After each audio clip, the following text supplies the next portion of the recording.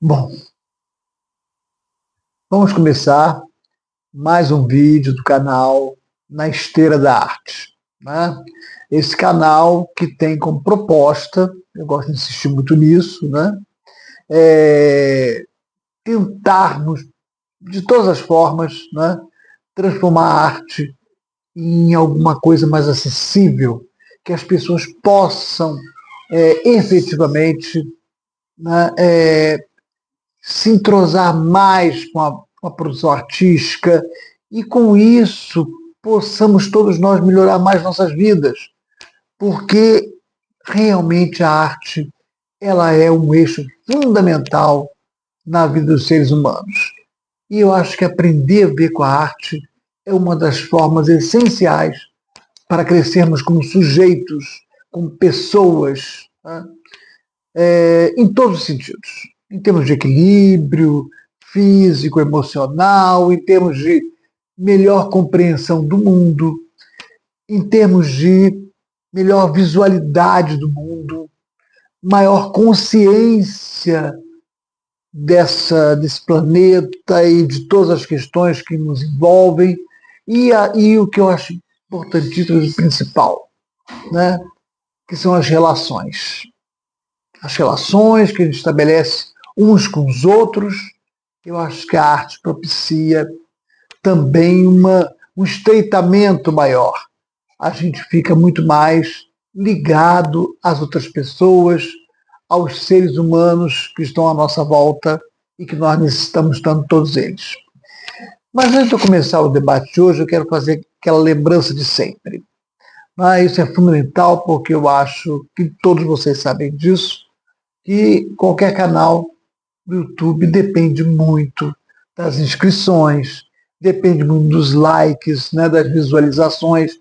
Eu pedi, por favor, antes de começar o nosso debate de hoje, que vocês não deixem de se inscrever, não deixem de dar os likes e ao final do debate façam seus comentários, né, para que a gente possa conhecê-los e possa estar respondendo, né, na medida do possível, as questões que vocês formularem. Tá? Que vai ser muito prazeroso para mim, com certeza, poder fazer isso. Bom, dito isso, eu quero lembrar uma coisa muito importante. Tá? Nós estamos trabalhando no momento arte africana, cultura africana. Né? Eu acho que é um dos pontos altos desse canal, desde quando começamos em junho até agora. Né? E é muito interessante, porque hoje, quer dizer, esse vídeo vai ser postado na próxima segunda-feira, mas hoje, no dia da gravação, é uma quinta-feira, dia 20 de novembro. Ou seja, o dia da consciência negra. Então, eu penso que eu tenho que começar este dia, começar este canal neste dia, exatamente falando sobre isso. Papel importantíssimo que tem essa data. Né? E quanto foi fundamental criarmos uma data específica para a consciência negra. Né? Em um país onde sempre se falou que não existe racismo. Né? Então, de quanto tempo ouvimos isso? Né? As pessoas vivem todos muito bem aqui, há um grande entrosamento entre os vários grupos, né? Entre as várias etnias, índios, negros, brancos, né? E a gente sabe que não é nada disso. A gente sabe o quanto o racismo ainda permanece, ainda existe, ainda é forte, né? E o quanto ainda não fizemos sequer uma boa retomada da nossa história. Né? Até agora ainda não arrumamos essa nossa história. Precisamos fazer isso. Já existe, isso eu queria deixar claro, desde o começo da nossa discussão, desse debate, iniciado a consciência negra, de que já temos um movimento grande, que já vem se envolvendo já há bastante tempo, desde a década de 80 e 90 do século passado, em todos os sentidos com relação a essa questão que hoje a gente tenta se organizar e pensar mais detidamente no Dia da Consciência Negra. Mas já existe uma bibliografia cada vez mais vasta que tenta recuperar uma série de coisas, inclusive do âmbito da historiografia. Por quem sabe muito bem, e a gente já falou isso várias vezes aqui, o quanto essa história sempre foi contada a partir do crivo branco, né, de dominação das grandes oligarquias econômicas que sempre, na verdade, decidiram os destinos desse país. Né? Então, a gente tem hoje claro, né, que a população negra ela foi relegada. Né? Nós nos perguntamos, né, como foi exatamente mesmo que a escravidão acabou aqui no Brasil? Todo mundo lembra muito bem, né? A escravidão acabou a partir da assinatura da famosa Lei Áurea, que foi com uma caneta de ouro, né? Feita pela princesa Isabel, ou seja, um membro dessa aristocracia branca, né? Que lá em 1888, famoso dia 13 de maio, né? Ela declarou que todos os negros estavam livres. Né? Bom, aí tem uma série de correções que já vem sendo feita e muito bem feita por vários historiadores. Né? Em primeiro lugar, a princesa Isabel apenas assinou essa lei, né? A lei da abolição da escravidão. Mas aquilo não foi uma coisa tão gratuita, não foi nenhum presente que nos foi dado pela princesa. Claro que não. Já havia todo um movimento abolicionista acontecendo e que muito pouco se fala sobre isso. Ou seja, essa abolição, e veja, um detalhe importantíssimo, o Brasil foi o último país escravocrata a libertar seus escravos. Foi o último. Né? Então já começou um grande problema a partir daí. Olha quanto tempo nós mantivemos essa escravidão, muito mais de qualquer outro país escravocrata. De qualquer forma, a princesa Isabel chegou a esse ponto porque já existiu uma pressão muito grande do movimento abolicionista para que esse fato acontecesse. Já estava atrasado, estava até fora da época, já era para ter acontecido muito antes. Né? E por interesses econômicos, interesses das grandes oligarquias, isso foi se arrastando até esse bendito 13 de maio de 1888. Então, meus queridos, vamos ser sinceros, né? Não existe nenhuma grande benevolência da princesa, né? Tão boa, tão santa, que foi lá e libertou os escravos. Hoje em dia ninguém acredita mais nisso. Né? Na verdade, aquilo foi um ato final de um processo de pressão muito grande que, na verdade, conseguiu chegar até ali. Então, há uma luta. Esta luta, que não foi só a luta abolicionista, ela é uma parte de um número muito grande de lutas ocorridas pelo Brasil afora, em todos os sentidos. Então você fala em lutas de quilombolas, né? Em lutas de negros que se libertavam da escravidão por conta própria e que iam ver nos quilombos. Né? Os quilombos, na verdade, têm esse caráter, né? De serem espaços que tentavam garantir a liberdade desses negros que fugiam. Né? Então, essa história toda não foi contada muito superficialmente e sempre contada do jeito que a historiografia branca queria que fosse contada. Os brancos estão sempre como heróis, estão sempre como aqueles que estão, de alguma forma, vencendo sempre. Né? E mostrando quem é que mandava, que eram eles. Né? Então, nós tivemos inúmeras revoltas, né? A revolta dos malês na Bahia é uma das grandes revoltas, mas é uma delas. Nós tivemos vários momentos muito fortes e todos eles apontando exatamente para isso, né?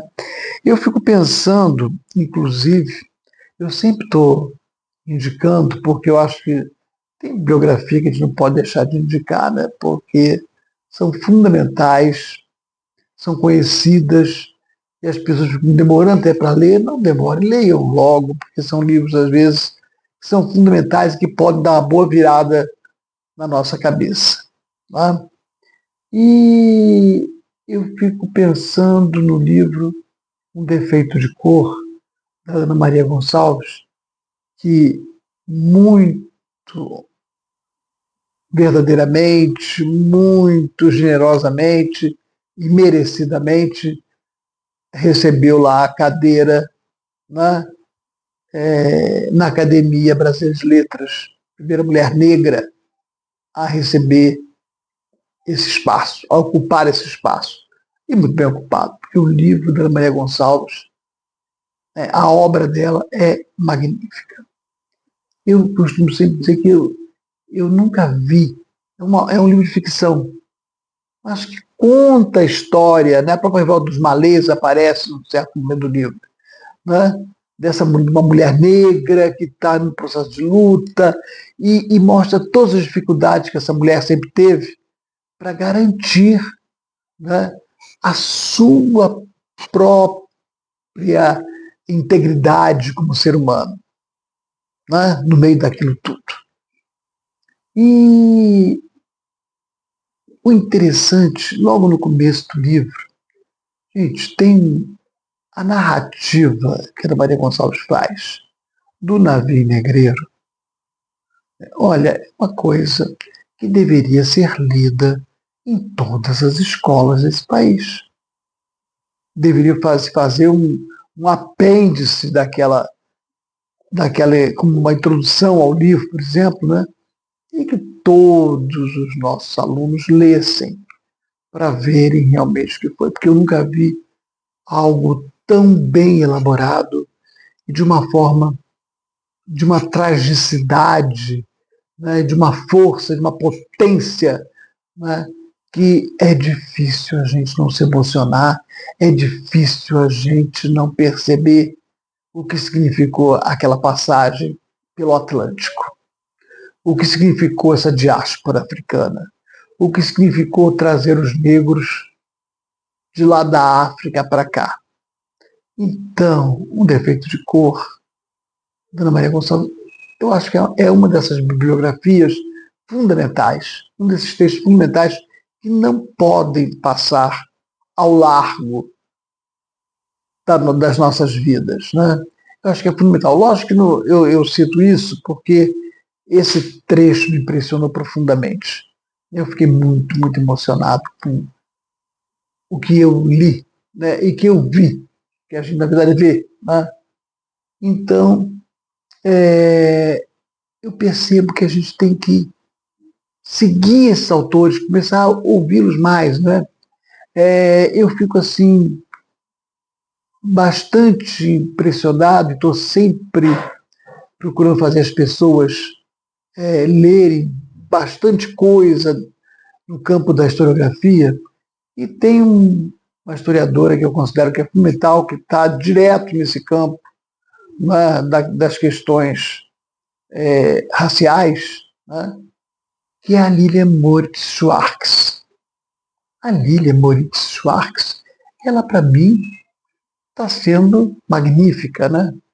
Ela tem escrito obras que são fundamentais nesse campo, né? Em todos os sentidos, mas eu acho principalmente nesse campo da revisão historiográfica, no trabalho de tirar da invisibilidade essa parte negra da nossa história, e uma parte fundamental.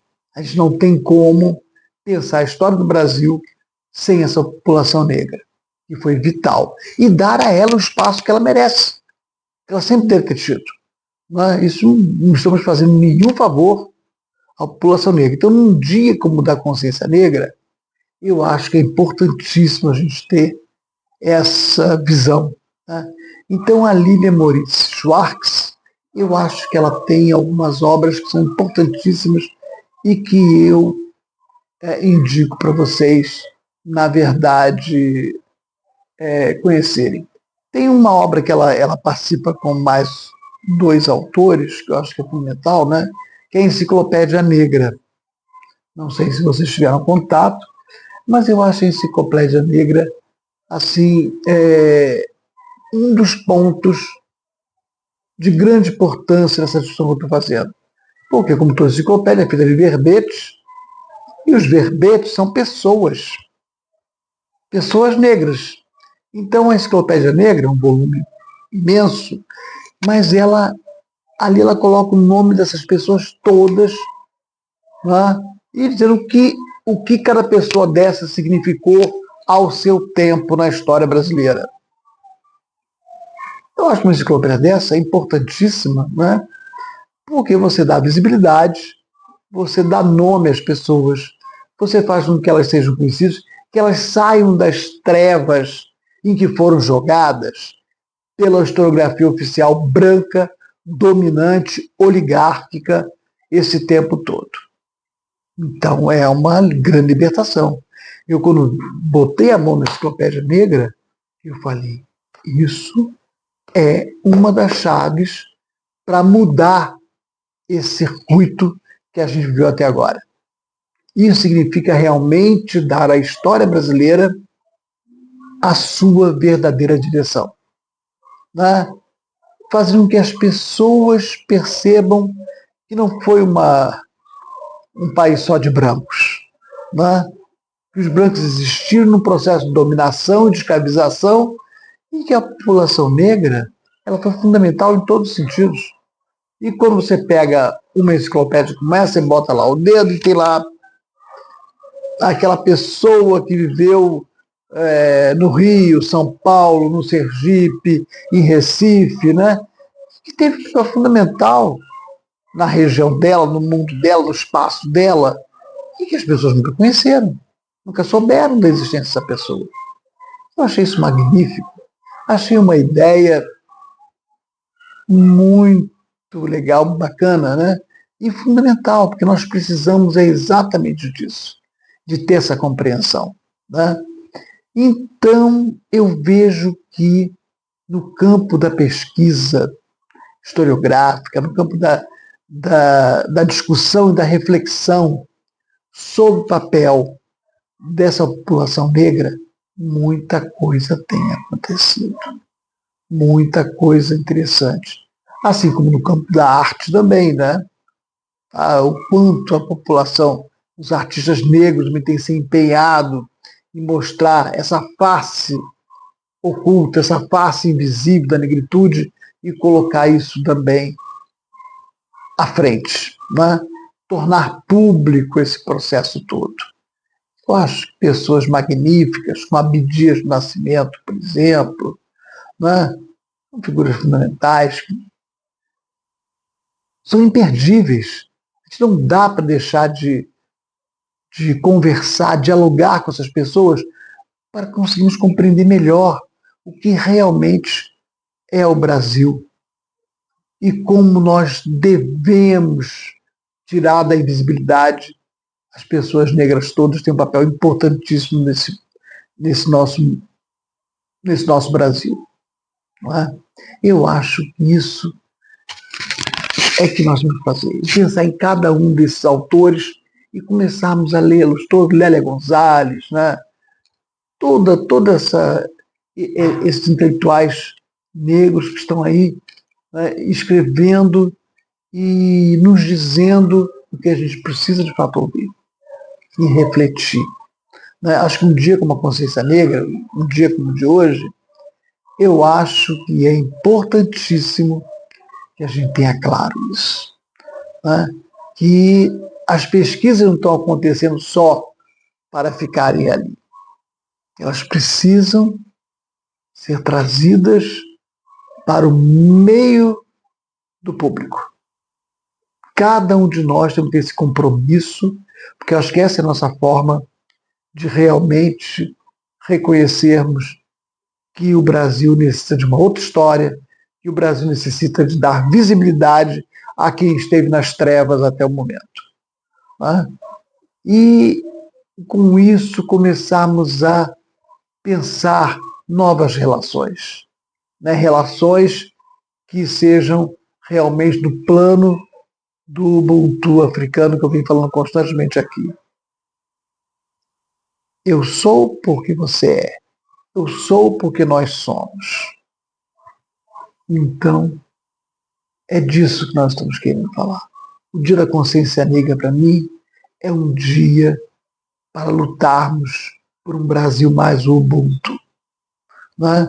Em que nós possamos conseguir darmos as mãos de fato, né? Que a gente não fique apenas na palavra, a gente não fique apenas no texto, mas que a gente busque essa prática. Que esses livros todos que eu citei e muito mais, né, tentam nos dizer Brasil Ubuntu, o Brasil da consciência negra, Brasil realmente mais igualitário, mais justo, em que possamos olhar um para o outro de frente, com justiça, com igualdade, com solidariedade, com empatia. É disso que a gente precisa. Até o próximo vídeo, gente. Um grande beijo em todos.